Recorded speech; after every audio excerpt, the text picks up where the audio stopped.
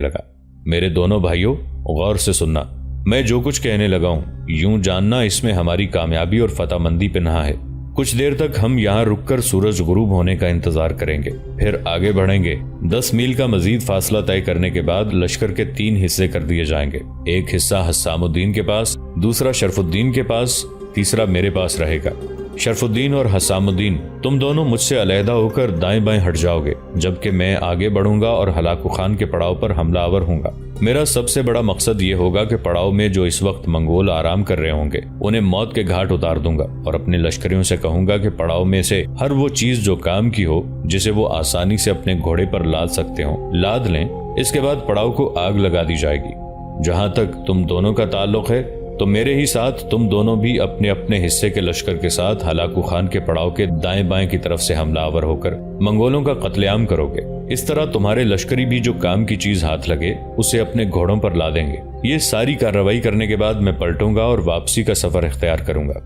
तुम दोनों मेरे साथ शामिल ना होना। एकदम हरकत करते हुए मुझसे दाएं बाएं जरा फासला रखकर पेशकदमी करना। देखो, जब हलाकू खान के लश्करी और सालार अपने पड़ाव में आग के शोले जलते हुए देखेंगे तो वो मयाफारकीन पर रात के वक्त हमलावर होने के सिलसिले को मौखर कर देंगे, अपने पड़ाव की तरफ भागेंगे। उस वक्त तक हम अपना काम मुकम्मल करके वापसी इख्तियार कर चुके होंगे और मुझे उम्मीद है हलाकू अपने लश्कर का एक हिस्सा हमारे ताक़ुब में जरूर भेजेगा।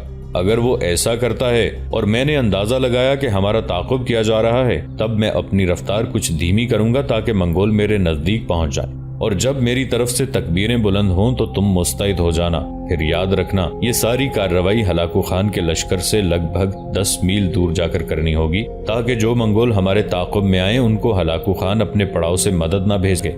10 मील दूर जाने के बाद जब मेरी तरफ से तकबीरों की आवाजें सुनाई दें, तब शरफुद्दीन और हसामुद्दीन तुम दाएं बाएं से ताक़ुब करने वाले मंगोलों के लश्कर पर हमलावर हो जाना और तुम्हारे साथ ही साथ मैं भी पलटूंगा और सामने की तरफ से मंगोलों पर हमलावर हो जाऊंगा। इस तरह ताक़ुब करने वालों में से किसी मंगोल को बचना नहीं चाहिए, सबका कत्लेआम कर देना चाहिए।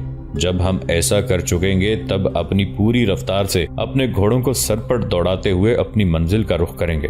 शरफुद्दीन और हसामुद्दीन दोनों ने मंसूर बिन अहमद की इस तजवीज से इत्तफाक किया, चुनाचे उन्होंने वहीं क़याम कर लिया। मगरिब और इशा की नमाज उन्होंने वहीं अदा की। फिर लश्कर को 3 हिस्सों में तकसीम किया गया। इसके बाद वो हलाकू खान के पड़ाव की तरफ बढ़े थे। सबसे पहले मंसूर बिन अहमद ने अपने काम की इब्तदा की। उसके हमलावर होने के साथ ही दाएं बाएं जानिब से शरफुद्दीन और हसामुद्दीन भी अपने अपने हिस्से के लश्कर के साथ हलाकू खान के पड़ाव पर हमलावर हो गए। फिर पड़ाव के अंदर जिस कदर मंगोल थे, लम्हों के अंदर उनका मुकम्मल तौर पर सफाया कर दिया गया। इसके बाद हलाकू खान के लश्कर से मंसूर बिन अहमद के लश्करियों को जो भी जरूरत की चीज मिली, जिनमें खाने पीने की अशिया भी थी, वो सब उन्होंने अपने घोड़ों पर लाद ली। इसके बाद चारों समत से पड़ाव को आग लगाने के बाद मंसूर बिन अहमद वहां से मुड़ा और वापसी का सफर इख्तियार किया। शरफुद्दीन और हसामुद्दीन भी वहां से हटे और जरा दाएं बाएं हटकर वो भी वापस जा रहे थे। दूसरी तरफ हलाकू खान ने अपने लश्कर के साथ रात के वक्त मियाफारकीन का मुहासरा कर रखा था। वो चाहता था कि रात के वक्त मियाफारकीन के मुसलमानों को जुल देकर शहर पर कब्जा करने में कामयाब हो जाए। जब उसने और उसके लश्करियों ने देखा कि उनके पड़ाव के अंदर आग के शोले उठ रहे हैं, तब हलाकू खान ने मियाफारकीन का मुहासरा तर्क कर दिया। पूरे लश्कर को लेकर वो बड़ी तेजी से अपने पड़ाव की तरफ गया। उसने देखा पड़ाव में हर तरफ आग लगी हुई थी। एक तरफ हलाकू खान की बीवी और लश्कर में शामिल दूसरी अनगिनत औरतें सहमी सहमी खड़ी थीं, इसलिए कि मंसूर बिन अहमद और उसके लश्करियों ने किसी औरत को नुकसान नहीं पहुंचाया था। बाकी सबको उन्होंने मौत के घाट उतार दिया था। हलाकू खान जब वहां पहुंचा तो दोकोजा उसके करीब आई। कबल इसके कि हलाकू खान कुछ पूछता और जानता कि क्या हुआ है, दोकोजा पहले ही बोल पड़ी और कहने लगी, मुसलमानों का एक लश्कर न जाने कहां से नमूदार हुआ। उसने हमारे पड़ाव पर शबखून मारा। उन्होंने 3 अतराफ से शबखून मारा। उन्होंने हमारे पड़ाव से जरूरत की चीजें लूट ली, अपने घोड़ों पर लाद ली। पड़ाव के अंदर हमारे जिस कदर लश्करी थे उनको उन्होंने मौत के घाट उतार दिया और फिर काम की चीजें अपने घोड़ों पर लाद कर वो यहाँ से शिमाल मगरिब की तरफ भागे हैं। और सितम की बात उन्होंने ये की है कि अपने साथ वो कैथरीन और सेमर को भी पकड़ कर ले गए हैं। अपनी बीवी दोकोजा के ये अल्फाज सुनकर हलाकू का चेहरा गुस्से से सुर्ख हो गया था। चुनाचे उसने एक लश्कर अलहदा किया और इसे मंसूर बिन अहमद के ताक़ुब में रवाना कर दिया। दूसरी तरफ मंसूर बिन अहमद भी बड़ा मुस्तैद और तैयार था। चाहता था कि ताक़ुब करने वाले जल्द उसके करीब पहुंचे। چونکہ اس نے اپنی رفتار تیز نہیں کی ہوئی تھی، لہٰذا اس کا اندازہ صحیح نکلا۔ 8 سے 10 میل کی دوری کے فاصلے پر منصور بن احمد نے اپنے پیچھے گھوڑوں کے دوڑنے کی آوازیں سنی، جس پر وہ مزید سنبھل گیا۔ جب اس نے دیکھا کہ تعاقب کرنے والے منگول قریب آ گئے ہیں، تب اس نے زوردار آوازوں میں تکبیریں بلند کی۔ ان تکبیروں کے ساتھ ہی پہلے دائیں جانب سے شرف الدین کردی اپنے لشکر کے ساتھ نمودار ہوا اور منگولوں کے پہلوں پر وہ حملہ آور ہو گیا تھا۔ شرف الدین کردی کے ساتھ ساتھ حسام الدین جوکندار بھی اپنے حصے کے لشکر کے ساتھ نمودار ہوا اور وہ بھی کڑکتی برق کی طرح حملہ آور ہو گیا تھا۔ آخر میں سامنے کی طرف سے منصور بن احمد بھی اپنے حصے کے لشکر کے ساتھ دہکتی شعلہ بار آنکھوں والے کڑے وقت کے ہمراز کی طرح پلٹا۔ کچھ دیر ان میدانوں میں وقت کی بیکل لہروں کی طرح دشمنی کی آگ بھڑکتی رہی۔ آسمان پر بادلوں کی کشتیوں کی طرح زمین پر مرگ کی پرچھائیاں پھیلتی رہیں، روحیں موت کی تاریکی میں ڈوبتی رہیں، جوان جذبوں کی طغیانیاں دل کے دریچوں میں موت بانٹتی رہیں، نگاہوں کی تسکین دل و جان کی راحت پامال ہوتی رہی، زندگی کے پیالوں میں زہر گھلتا رہا، ابتلاؤں کے بلا خیز بہر رقص کرتے رہے، یہاں تک کہ منصور بن احمد، شرف الدین کردی اور حسام الدین جوکندار نے منگولوں کے گرد گھیرا ڈال کر ایک طرح سے ان کا قتل عام کرنا شروع کر دیا تھا۔ چند ایک کے سوا کسی منگول کو وہاں سے بھاگنا نصیب نہ ہوا، تاہم منگولوں کے لشکر کی جو کمانداری کر رہا تھا وہ کماندار پہلے ہی اپنی جان بچا کر بھاگ چکا تھا، لہٰذا اس کے پیچھے کچھ لشکری بھی اپنی جانیں بچا کر بھاگ گئے تھے۔ اس طرح منگولوں کو شکست دینے کے بعد منصور بن احمد اب بڑی تیزی سے اپنے لشکر کے ساتھ کوہستان قیچاق کا رخ کر رہا تھا۔ اگلے روز کا سورج جب طلوع ہوا تو منصور بن احمد کے حصے سے جو منگول لشکری اور ان کے سالار بچ گئے تھے وہ واپس پڑاؤ میں پہنچے۔ منگولوں کے اس لشکر کی کمانداری اس وقت ہلاکو خان کا سالار ایچل قاچار کر رہا تھا۔ مورخین کا کہنا ہے کہ ایچل قاچار ہلاکو کے بڑے نامور اور تجربہ کار سالاروں میں سے ایک تھا۔ بہرحال یہ ناکام رہا۔ جب یہ ہلاکو کے سامنے پہنچے اور ایچل قاچار کے ساتھ زخمی ہونے والے منگول بھی ہلاکو کے سامنے آئے، تب ہلاکو کچھ دیر تک جواب طلب سے انداز میں اپنے نامور اور ہر دل عزیز سالار ایچل قاچار کی طرف دیکھتا رہا، پھر کہنے لگا، قاچار کیا بات ہے؟ میں دیکھتا ہوں تمہارا چہرہ اترا ہوا ہے۔ اس پر ایچل قاچار دکھ بھرے انداز میں کہنے لگا، مالک، دشمن جس سے ہمارا پالا پڑا ہے لومڑی کی طرح چالاک ہے۔ ہمارے پڑاؤ کو نقصان پہنچانے، اسے آگ لگانے کے بعد وہ شمال مشرق کے رخ پر بھاگا۔ اس نے اپنے لشکر کو 3 حصوں میں تقسیم کر رکھا تھا، 2 حصے دائیں بائیں رہے، خود وہ سامنے کی طرف علیحدہ رہا۔ میں نے اپنے لشکر کے ساتھ اس کا تعاقب کیا، چاہتا تھا کہ اس کا اور اس کے سارے لشکروں کا خاتمہ کر دوں کہ اس کے قریب پہنچنے سے پہلے ہی اس کے 2 لشکر جو دائیں بائیں تھے وہ اچانک میرے لشکر پر حملہ آور ہوئے اور ہمارے لشکروں کا انہوں نے قتل عام شروع کر دیا۔ اتنی دیر تک سامنے سے ان کا بڑا سالار بھی ٹوٹ پڑا۔ میں نے اپنے لشکر کو سنبھالا دینے کی بڑی کوشش کی، لیکن ان کے حملہ آور ہونے کا انداز ایسا خوفناک تھا کہ میرے لشکری ان کے سامنے نہ ٹھہر سکے۔ انہوں نے سب کا قتل عام کر دیا اور میں اپنے چند گنتی کے ساتھیوں کے ساتھ بھاگ کر یہاں پہنچنے میں کامیاب ہوا ہوں۔ ایچل قاچار جب خاموش ہوا تب ہلاکو خان کچھ دیر تک گہری سوچوں میں ڈوبا رہا، پھر وہ دوبارہ ایچل قاچار کو مخاطب کر کے کہنے لگا، میرے عزیز، کیا تو جانتا ہے کہ ہم پر یہ شبخون مارنے والے کون تھے؟ جواب میں ایچل بولا اور کہنے لگا، جو کچھ میرے ساتھ آنے والے شکست خوردہ لشکریوں نے بتایا ہے اس کے مطابق تو یہ وہی سالار ہے جو اپنے کچھ ساتھیوں اور لشکریوں کے ساتھ بغداد سے بھاگا تھا۔ ہم نے ایک لشکر اس کے تعاقب میں لگایا تھا، لیکن اس لشکر کا اس نے خاتمہ کر دیا تھا اور آج ہمارے ایک اور لشکر کو اس نے نقصان پہنچایا۔ مسلمانوں کے اس سالار کا نام منصور بن احمد ہے اور یہ کبھی بغداد کا نائب سپہ سالار اعلیٰ ہوا کرتا تھا۔ اس کے ساتھ اس کے 2 نامور ساتھی سالار بھی ہیں، ایک کا نام حسام الدین جوکندار ہے، یہ ترک ہے، دوسرا شرف الدین کردی ہے اور اس کے نام سے ہی ظاہر ہے کہ وہ کرد ہے، جبکہ منصور بن احمد عرب ہے۔ ایچل چاقار جب خاموش ہوا تب ہلاکو خان پھر بولا اور کہنے لگا، کیا وہاں تمہیں کیتھرین اور سیمر کہیں دکھائی نہیں دی؟ دوقوزہ نے مجھے بتایا تھا کہ حملہ آور کیتھرین اور سیمر کو بھی اٹھا کر لے گئے ہیں۔ اس پر پریشانی کا اظہار کرتے ہوئے ایچل کہنے لگا، مجھے تو ان کے اندر کوئی عورت اور لڑکی نہیں دکھائی دی، ہو سکتا ہے کیتھرین اور سیمر دونوں کہیں چھپ گئی ہوں۔ جواب میں ہلاکو خان نے سر کو جھٹکا دیا، نفرت کا اظہار کیا، پھر اس نے اپنے لشکریوں کو آرام کرنے کا حکم دیا۔ منصور بن احمد کے جن لشکریوں نے منگولوں کے پڑاؤ سے کیتھرین اور سیمر کو اٹھایا تھا وہ منصور سے پہلے ہی کوہستان قیچاق میں داخل ہو گئے تھے۔ وہ منگولوں کے اس لشکر سے بھی ٹکرائے تھے جو تعاقب میں نکلا تھا۔ ان دونوں لشکریوں نے کوہستان قیچاق کے اپنے ٹھکانوں کے اندر کیتھرین اور سیمر کو ایک کمرے میں رکھا۔ پہلے ان دونوں کی خوب تواضع کی، جب وہ کھا پی چکی تب کیتھرین کی طرف دیکھتے ہوئے فرا تاتار قبیلے کا وہ لشکری کہنے لگا، جہاں تک میرا خیال پڑتا ہے تم آرمینیا کے بادشاہ ہیشون کی بیٹی ہو، اور تمہارے ساتھ جو دوسری لڑکی ہے اس کا نام سیمر ہے، اور یہ ہلاکو کی بیوی رقوزہ کی بہن ہے۔ تم دونوں کے حسن اور خوبصورتی کے بڑے چرچے تھے، لیکن اب یہاں تک کہتے کہتے اس لشکری کو رک جانا پڑا، اس لیے کہ کیتھرین نفرت سے اس کی طرف دیکھتے ہوئے کہنے لگی، تم نے ہم دونوں کو اٹھا کر یہاں لانے میں بہت بڑی غلطی کی ہے۔ ہلاکو کو جب خبر ہوگی کہ ہم دونوں کو زبردستی اٹھا کر یہاں بند کر دیا گیا ہے تو یاد رکھنا وہ تمہارے اس شہر پر حملہ آور ہوگا، پورے شہر کی اینٹ سے اینٹ بجا دے گا اور یہاں رہنے والے سب لوگوں کا قتل عام کر کے سب کا پکی ہوئی فصل کی طرح صفایا کرتا چلا جائے گا۔ اس پر وہ لشکری بولا اور کہنے لگا، ہم نے تم دونوں کو کوئی نقصان نہیں پہنچایا، ہم تم دونوں کو ایک خاص مقصد کے تحت یہاں لائے ہیں۔ اس بار سیمر بولی اور کہنے لگی، لیکن تم ہمیں یہاں لائے کیوں ہو؟ ہمیں یہاں لا کر تم نے ایک طرح سے اپنی موت کو دعوت دی ہے، اور اگر تم نے ہماری عزت ہماری آبرو سے محروم کرنا چاہا تو یاد رکھنا ہلاکو وہ شخص ہے کہ یہاں کے کسی باشندے کو زندہ نہیں رہنے دے گا۔ جواب میں لشکری بولا، تم دونوں جانتی ہو کہ ہلاکو نے بغداد کے مسلمانوں کے ساتھ کیسا سلوک کیا۔ تمہارے اس درندہ صفت ہلاکو نے بغداد شہر کے اندر بغداد کے لوگوں کو کھیرے ککڑی کی طرح کاٹا، کئی لاکھ کی تعداد میں لوگ مقتول ہوئے، شہر کی خندق ان لاشوں سے ہموار ہو گئی، دریا دجلہ کا پانی ان مقتولوں کے خون کی کثرت سے سرخ ہو گیا، ان گنت عورتیں قتل ہوئیں، بے شمار اپنی عزت سے محروم ہو گئیں، اور اس کے علاوہ اس نے شہر کو بھی ناقابل تلافی نقصان پہنچایا۔ یہ ساری کارروائیاں، یہ ساری بربادی اور شکست و ریخت تم دونوں کی موجودگی میں ہوئی، اور تم نے یہ بربادی اور تباہی اپنی آنکھوں سے دیکھی ہوگی۔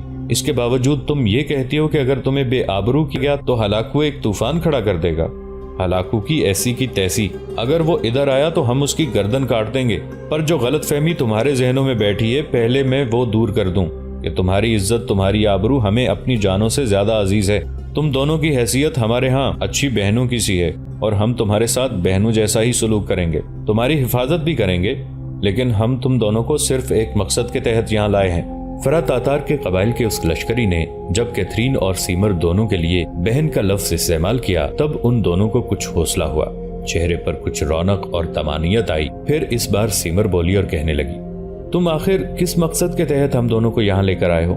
اس پر اس لشکری نے اپنے ساتھی کی طرف دیکھا اور دونوں نے نگاہوں ہی نگاہوں میں فیصلہ کیا۔ پھر وہ کہنے لگا، ہم مسلمان ہیں، جھوٹ نہیں بولیں گے، ہم تم دونوں کو واقعی ایک مقصد کے تحت اٹھا کر لائے ہیں، اور وہ مقصد یہ ہے کہ ہم چاہتے ہیں کہ تم دونوں کی شادی ہمارے سالار، ہمارے امیر سے ہو۔ جواب میں کیتھرین بولی اور کہنے لگی، تمہارا سالار اور امیر کون ہے؟ وہ لشکری پھر بولا اور کہنے لگا، اس کا نام منصور بن احمد ہے، کبھی وہ بغداد کا نائب سپہ سالار اعلیٰ ہوا کرتا تھا۔ بغداد میں اس کے سارے بہن بھائی، عزیز و اقارب، رشتہ دار سب مارے جا چکے ہیں۔ اب اپنے دو ساتھی سالاروں حسام الدین اور شرف الدین کردی کے ساتھ وہ اکیلا ہے۔ ہم تم دونوں کو اس کے لیے اٹھا کر لائے ہیں تاکہ تم دونوں کی شادی کا اہتمام ہمارے امیر منصور بن احمد سے کیا جائے، اور جب تم دونوں اس کی بیویوں کی حیثیت سے اس کے ساتھ رہو گی تو یقیناً منگولوں کے ہاتھوں جو ان کا نقصان ہوا ہے اسے کسی نہ کسی طرح وہ بھلانے میں کامیاب ہو جائیں گے۔ وہ لشکری جب خاموش ہوا تب کیتھرین اور سیمر نے عجیب سے انداز میں ایک دوسرے کی طرف دیکھا۔ پھر سیمر بول اٹھی اور کہنے لگی، اگر ہم دونوں تمہارے امیر سے شادی کرنے سے انکار کر دیں تب؟ اس پر وہ لشکری کسی قدر اداس اور افسردہ ہو گیا، کہنے لگا، اگر تم دونوں ایسا کرتی ہو تو پھر ہم چند ہفتے انتظار کریں گے، تمہیں مزید موقع دیں گے، اگر پھر بھی تم اس شادی پر تیار نہ ہوئی تو پھر ہم تمہیں باعزت ہلاکو کی طرف بھیج دیں گے۔ یہ الفاظ سن کر کیتھرین اور سیمر خوش ہو گئی تھی۔ پھر کیتھرین بولی اور اس لشکری کو مخاطب کر کے کہنے لگی، کیا یہ ساری کارروائی تم نے اپنے امیر منصور بن احمد کے کہنے پر کی ہے؟ اس پر لشکری نے نفی میں گردن ہلائی اور کہنے لگا، امیر کو تو پتہ ہی نہیں ہے کہ ہم تم دونوں کو اٹھا کر لے آئے ہیں، بس ہم دونوں کی خواہش تھی کہ تم دونوں ہمارے امیر کی بیویاں بنو۔ تمہارے حسن، تمہاری خوبصورتی کے چرچے تو ہم نے پہلے سنے تھے، لیکن جب ہم دونوں نے پڑاؤ میں تم دونوں کو دیکھا تو فیصلہ کر لیا کہ تم دونوں کو اپنے ساتھ لے کر جائیں گے۔ امیر ابھی تک اپنے لشکر کے ساتھ یہاں نہیں پہنچے، ہم ان کے آگے آگے تیزی سے سفر کرتے ہوئے یہاں پہنچ گئے ہیں۔ ہم کچھ عرصہ امیر کو نہیں بتائیں گے کہ تم دونوں کو اٹھا کر ہم یہاں لائے ہیں۔ اگر تم امیر کی طرف متوجہ نہ ہوئی تو تمہیں واپس کر دیا جائے گا اور تمہیں کوئی نقصان نہیں پہنچایا جائے گا، فکر کرنے کی ضرورت نہیں۔ میں اور میرا یہ ساتھی ہمہ وقت تم پر نگاہ رکھیں گے، تمہاری حفاظت کریں گے۔ ہمارے ساتھ ہمارے 2 لشکری اور ہیں جو اس رات سے واقف ہیں کہ ہم تم دونوں کو اٹھا کر یہاں کیوں لائے ہیں، لہٰذا ہم باری باری تم پر پہرا دیں گے۔ میری ایک بھائی کی حیثیت سے تم سے گزارش ہے کہ اس کمرے سے باہر نہ نکلنا ورنہ نقصان اٹھاؤ گی۔ ہاں، اگر تم باہر نکلنا چاہو تو ہم خود تمہیں ساتھ لے کر جائیں گے، یہ سارا علاقہ ہم تم دونوں کو دکھا سکتے ہیں۔ اور یہاں تک کہتے کہتے وہ لشکری رک گیا، پھر کہنے لگا، لگتا ہے امیر اپنے لشکر کے ساتھ پہنچ گئے ہیں۔ دیکھو کمرے میں 2 بستر لگے ہوئے ہیں، تم کھانا کھا چکی ہو، آرام سے بیٹھو، آج انہی کپڑوں میں رہو، کل تمہارے لیے اور بہترین کپڑوں اور لباسوں کا اہتمام کر دیا جائے گا۔ ہم اپنے ایک عالم دین کا تقرر کریں گے جو تمہارے پاس آیا کرے گا اور ہمارے دین کی باتیں تم سے کیا کرے گا۔ ہمیں پہلے سے ہی تمہارے ایک لشکری نے بتا دیا تھا کہ تم دونوں مسلمانوں سے شدید قسم کی نفرت کرتی ہو، اور یہ کہ تم دونوں عیسائی ہو۔ ہمارا جو مبلغ تمہارے پاس آئے گا وہ ایمانداری سے اپنے مذہب کی موٹی موٹی باتیں تمہارے سامنے پیش کرے گا۔ اگر وہ باتیں تمہارے دل کو اچھی لگیں تو قبول کر لینا، ورنہ تمہاری مرضی ہے۔ اس کے ساتھ ہی لشکری نے اس کمرے کو باہر سے قفل لگا دیا تھا اور اپنے ساتھی کے ساتھ وہاں سے چلا گیا۔ تھوڑا سا آگے جانے کے بعد وہ دونوں لشکری رک گئے، پھر ان میں سے ایک دوسرے کو مخاطب کر کے کہنے لگا، میرے بھائی، جو کام ہم نے کیا ہے اس میں قباحتیں بہت ہیں۔ کیسی قباحتیں؟ دوسرے نے غور سے اس کی طرف دیکھتے ہوئے پوچھ لیا۔ اس بار پہلا بولا اور کہنے لگا، ان دونوں لڑکیوں کو کب تک ہم یہاں بند کمرے میں قیدی کی حیثیت سے رکھیں گے؟ ایک نہ ایک دن یہ راز کھلے گا۔ ہم دونوں انہیں ایک اچھے مقصد کے لیے یہاں لے کر آئے ہیں۔ یہ دونوں انتہا درجے کی خوبصورت ہیں، اور جہاں تک ہمارے امیر منصور بن احمد کا تعلق ہے تو اس کے اہل خانہ بغداد میں مارے جا چکے ہیں۔ حسام الدین جوکندار اور شرف الدین کردی کے اہل خانہ بغداد میں نہیں تھے۔ حسام الدین جوکندار کے اہل خانہ ہومس میں ہیں اور شرف الدین کردی کے اہل خانہ اربل شہر میں تھے۔ اب ان دونوں کے اہل خانہ ہومس اور اربل سے نکل کر چند دن تک یہاں پہنچ جائیں گے، باقی امیر منصور بن احمد رہ جاتے ہیں۔ دراصل میری ان سے یوں جانو ایک اندھی اور بے کنار عقیدت ہے۔ اسی عقیدت کی بنا میں کیتھرین اور سیمر کو یہاں اٹھا کر لے کے آنے کا حق میں تھا۔ یہ لڑکیاں چونکہ انتہا درجے کی خوبصورت ہیں، لہٰذا میں نے ارادہ کیا کہ یہ میرے امیر کے قابل ہیں۔ دیکھو میرے بھائی، اس معاملے کو دبانے اور آگے نہ بڑھنے دینے کے لیے میں چاہتا ہوں پہلے اس سارے معاملے کی اطلاع لوئیتاشی اور یانگ خان کو دینی چاہیے، اور اگر ہماری اس حرکت کو امیر منصور بن احمد نے ناپسند کیا تو لوئیتاشی اور یانگ خان اپنے طور پر اس معاملے کو سنبھال لیں گے۔ دوسرے لشکری نے پہلے کی اس تجویز سے اتفاق کیا تھا، لہٰذا دونوں تیز تیز قدم اٹھاتے ہوئے ایک طرف ہو لیے۔ وہ سیدھے اس سمت گئے جہاں لوئیتاشی اور یانگ خان منصور بن احمد اور اس کے ساتھی سالاروں اور لشکریوں کا استقبال کرنے کے لیے جا رہے تھے۔ راستے میں ہی ان دونوں لشکریوں نے انہیں جا روکا۔ ان کے روکنے پر لوئیتاشی اور یانگ خان رک کر غور سے ان کی طرف دیکھتے رہے، یہاں تک کہ ان دونوں میں سے ایک نے سارا ماجرا لوئیتاشی اور یانگ خان سے کہہ دیا۔ یہ سارا احوال سن کر لوئیتاشی اور یانگ خان تھوڑی دیر تک مسکراتے ہوئے دونوں لشکریوں کی طرف دیکھتے رہے، پھر لوئیتاشی بولا اور کہنے لگا، میں جانتا ہوں یہ کام تم نے اپنی عقیدت اور امیر سے محبت کی بنا پر کیا ہے، لیکن تمہاری اس حرکت کو اگر امیر منصور بن احمد نے ناپسند کیا تو پھر یہ معاملہ کچھ بگڑ بھی سکتا ہے۔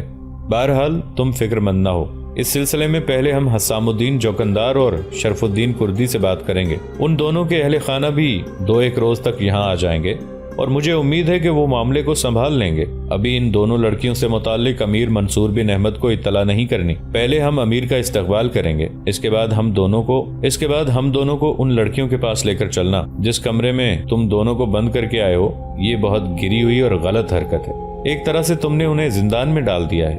میری رہائش گاہ کے قریب جو چھوٹی سی رہائش گاہ خالی پڑی ہے ان دونوں کو اس میں منتقل کیا جائے، اور میرے اہل خانہ ان دونوں کا خیال رکھیں گے اور انہیں ہر چیز مہیا بھی کریں گے۔ ان کے لیے بہترین لباسوں اور ضرورت کی اشیاء کا بندوبست کرنا ہوگا۔ اور پھر تم نے یہ کہا ہے کہ ان کے لیے ایک مبلغ مقرر کرے ہو جو انہیں اسلام کی تبلیغ دے گا، یہ کام بھی بہت اچھا ہے، یہ سلسلہ جاری رہے گا۔ بہرحال پہلے امیر کا استقبال کر لیں، پھر ان لڑکیوں کی طرف جاتے ہیں۔ اس کے ساتھ ہی لوئیتاشی اور یانگ خان آگے بڑھنے لگے، وہ دونوں لشکری ان کے ساتھ جا رہے تھے۔ دوستو، آج کے لیے اتنا ہی۔ اسی کہانی کی اگلی قسط کے ساتھ بہت جلد حاضر ہوں گے۔ نیچے کامنٹ سیکشن میں اپنی رائے کا اظہار ضرور کیجیے گا۔ ہمارے اس چینل کو سبسکرائب کر کے نیچے موجود بیل آئیکن کو بھی ضرور کلک کیجیے گا۔ اگلی ملاقات تک کے لیے ہمارا اور آپ کا اللہ نگہبان۔